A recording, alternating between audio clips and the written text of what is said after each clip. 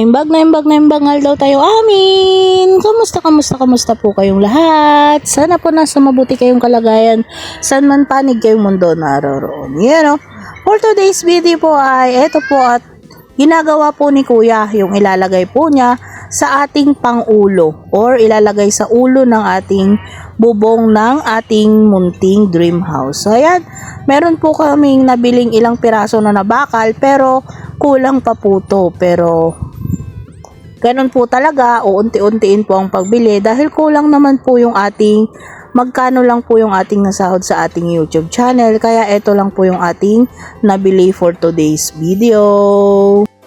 Kaya isisingit ko na po ngayon ang paglalambing sa inyo ay sana po paki-share naman po ng ating mga video at panoorin po ninyo ng buo at no skip ads po sana para naman po sa ganon ay magkaroon po tayo ng magandang revenue. Kahit po mga simple lang ang ating mga vlogs for today ay sana po ay suportahan nyo pa rin po kami para naman po sa ganon ay matapos ang ating munting dream house. Ganon paman po ay ngayon pa lamang po ay nagpapasalamat na ako sa inyo ng lubos na madami or lubos na pasasalamat at utang na loob po namin ito sa inyo kung ito ay mabubuo sa inyong panonood. So maraming salamat din po sa unang nagbigay ng tulong na pinansyal dito sa ating munting dream house at nakatulong po ng malaki sa pagbili ng materyales. Lalong-lalo na po ngayon ay napakamahal po ng materyales sa pagpapagawa ng bahay. Kaya ito po at unti-unti po ang ating pagbili dahil hindi po natin kaya ang maramihan po na pagbili kasi napakamahal po talaga.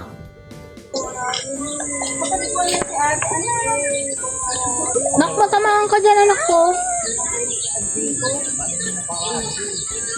Halika na. Nen, anak pa yan na.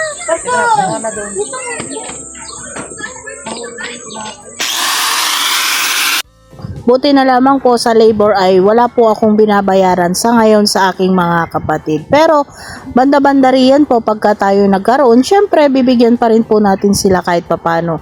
Kasi alam naman po natin yung hirap ng paggagawa nila. At kahit napakainit ay basta wala silang pasok or wala silang gagawin ay kumikilos po silang kusa sa ating munting dream house. Kaya malay po ninyo dyan ay umayos-ayos po ang ating sahod sa ating YouTube channel ay banda-banda riyan po ay makakapagbigay din po tayo kahit papano.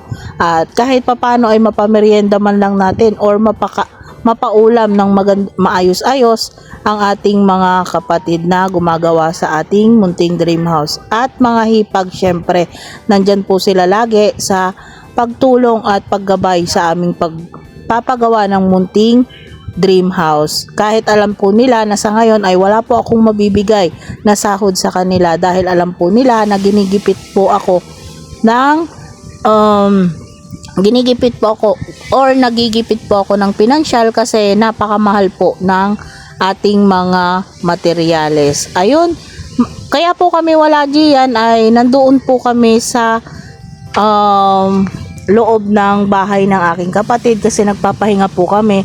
Kani-kanina po kasi ay nagtinda kami ni Kuya Lito. Naglako po kami para naman po sa ganon kahit po pang ulam-ulam lang sa pang-araw-araw ay maitaguyod natin sa ating munting paglalako. So, ayun po, samahan niyo po kami sa ginagawa po ng dalawang kuya ko sa ating munting dream house. Ayan, at nagwe-welding at naggagawa si Kuya sa bakal at si Kuya Junior naman ay may pinapakisuyo si Kuya na naggagawa ng bakal din or may sinishape siyang bakal na gagamitin sa ating munting dream house. So, ayan, tulong po silang dalawa at kami po ay walang maitulong dyan kasi hindi po namin alam yung mga ginagawa nila na ganyan. So, kami naman po ay nandito lamang, kami ng aking mga hipag at nandito lamang sa gilid at nag-aabang ng kaya namin gawin at pwede namin gawin.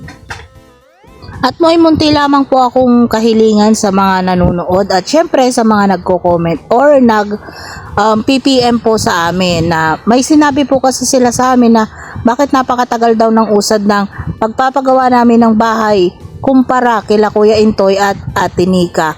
at kila Kuya Buknoy daw at Ate Mengay. So yun, pasensya na po kayo sa dalawang couple na nabanggit kasi yun naman talaga ang sinabi nung nag-PM sa akin.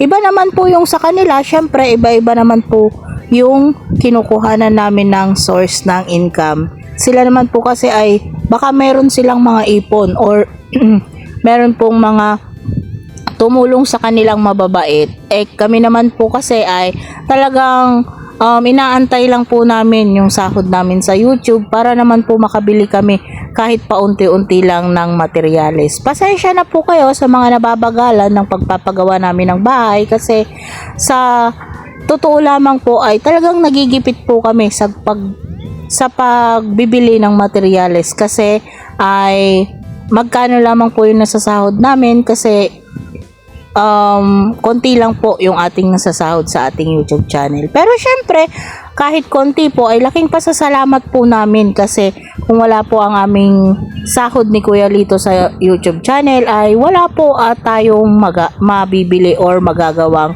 munting dream house. Kaya kahit ano pong mangyari, kahit mabagal po sa paningin ng iba yung ating pagpapagawa ng munting dream house ay sa amin ni Kuya Lito ay laking pasasalamat po namin kasi kahit papano ay nakikita po namin yung pinaghihirapan po namin ni Kuya Lito. Kaya pasensya na po sa mga nagkukumpara sa amin. Sana po wag nyo naman po kaming ikumpara sa iba. Syempre, opo, masaya din po ako sa mga narating nila. Kuya Intoy, Ate Nika, Ate Mengay at Kuya Buknoy. Syempre masaya po ako sa mga narating nila. At ang masasabi ko lamang naman po ay iba-iba naman po kasi kami ng tinatahak na buhay. Kumbaga, iba po yung sa kanila. Mas malaki po kasi yung nare-revenue nila kahit papano po. Kami naman po ay magkano lamang. At alam din naman po nila Kuya Intoy at Ate Nika yan, at Ate Mengay at Kuya Buknoy. Kaya, syempre, napakasaya po namin dahil sila ay natapos na yung kanilang mga pinapagawa. Pero syempre, kami ay masaya rin at malaking pasasalamat kasi kahit mabagal sa paningin po ninyo ay malaking pasasalamat pa rin sa amin ni Kuya Lito kasi kahit papano ay may natatapos at may nangyayari. So, yon, maraming salamat po. Sana wag nyo na po kaming ikumpara sa iba.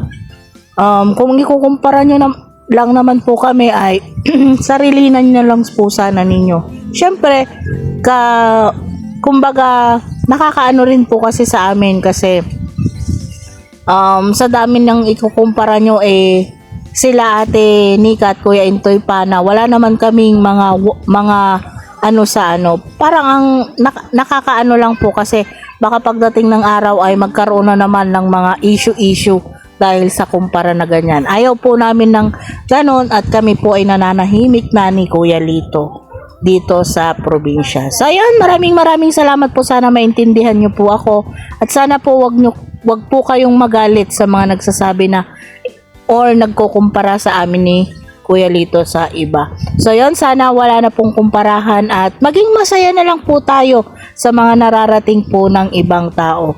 Maging masaya rin po tayo at makontento kung ano man po yung nararating or nakakamit natin sa ngayon kahit paunti-unti po. So yon, maraming salamat po ulit. Sana po maintindihan nyo ako at wag po kayong magalit sa akin.